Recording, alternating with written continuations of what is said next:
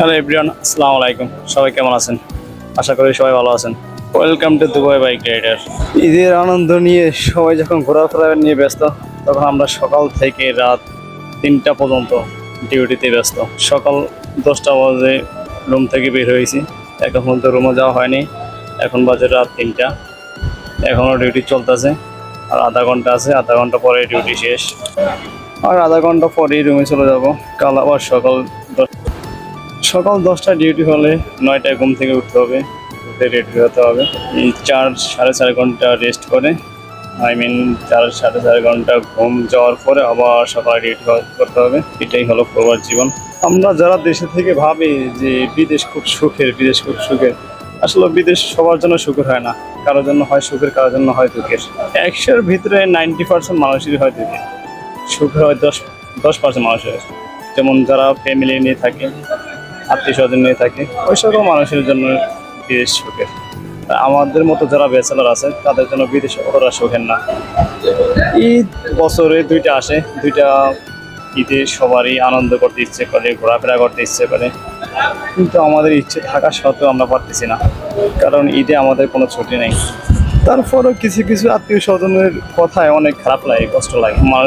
কিছু আত্মীয় স্বজন আছে, বন্ধু বান্ধব আছে, ফোন তো দিবে না, 6-7 মাস পরে একটা মেসেজ দিবে, একটা কল দিবে, দেওয়ার পরে বলবে বিদেশ গিয়ে ভুলে গেছিস, বিদেশ গিয়ে বিমানে চড়ে বেইমান হয়ে গেছিস।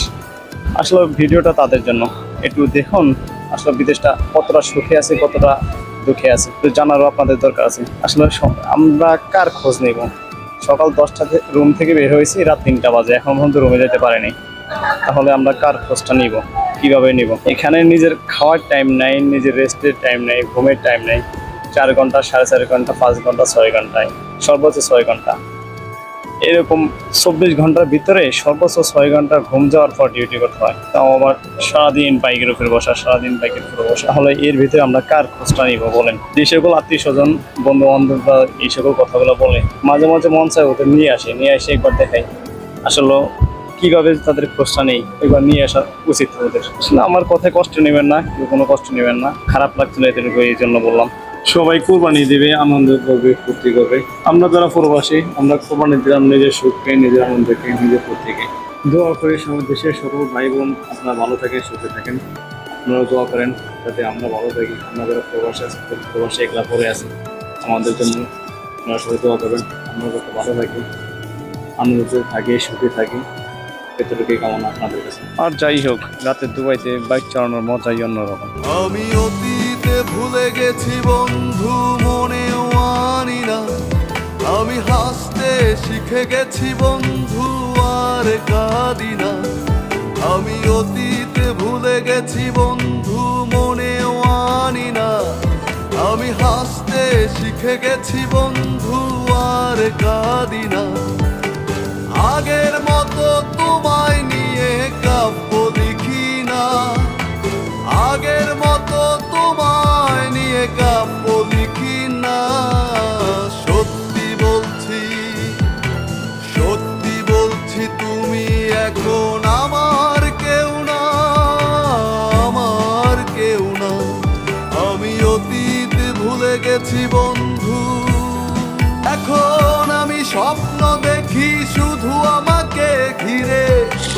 আমি এখন যে রোড দিয়ে যাইতেছি, এই রোডটা হলো 120 ফুট। তো যে জায়গায় ক্যামেরা নাই, ওই জায়গায় 130 পর্যন্ত তোলা যায়, সমস্যা হয় না। ট্রাই করতেছি, দেখি যত তাড়াতাড়ি কাস্টমার লোকেশনে যাওয়া যায়, তত তাড়াতাড়ি বাসায় যাওয়া যাবে। আর একটা সময় কি ডিউটির লাস্ট টাইম মনে হইতেছে যাইতেছে না, যদিও অনেক টায়ার্ড, চেষ্টা করতেছি সাবধানে বাইক চালানোর। দেখি তারপরও সবচেয়ে বিরক্ত লাগে যখন ডিউটির মাঝখানে কেউ ফোন দেয়, এই যে অলরেডি কি যেন কল দিয়ে ফেললো। এটাই সবচেয়ে বিরক্তিকর ব্যাপার, কারণ আমরা তো এখানে বাইক চালাই লোকেশন দেখে গুগল ম্যাপ দেখে বাইক চালাতে হয়।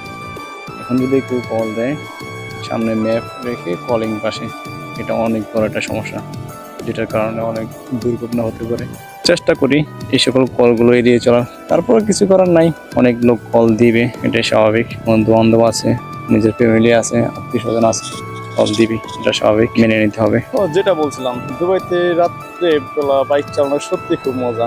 রাত্রে চারপাশে ঝিকঝাক বাতি জ্বলতেছে, চারপাশে বড় বড় বিল্ডিং, আর গাড়ির অতটা জ্যাম নাই, খুবই মজা লাগতেছে। তবে ডিউটি ছাড়া এমনিতে ঘুরতে করলে আরো মজা হতো। তারপরেও খারাপ না, দেখতে তো ভালোই লাগতেছে, খুব সুন্দর লাগতেছে, ভালো লাগতেছে। আমি অলরেডি চলে আসছি কাস্টমারের লোকেশনে।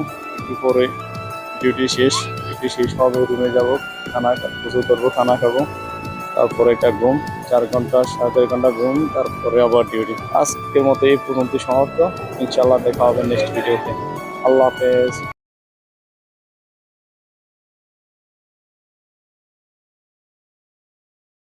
Thank you for watching.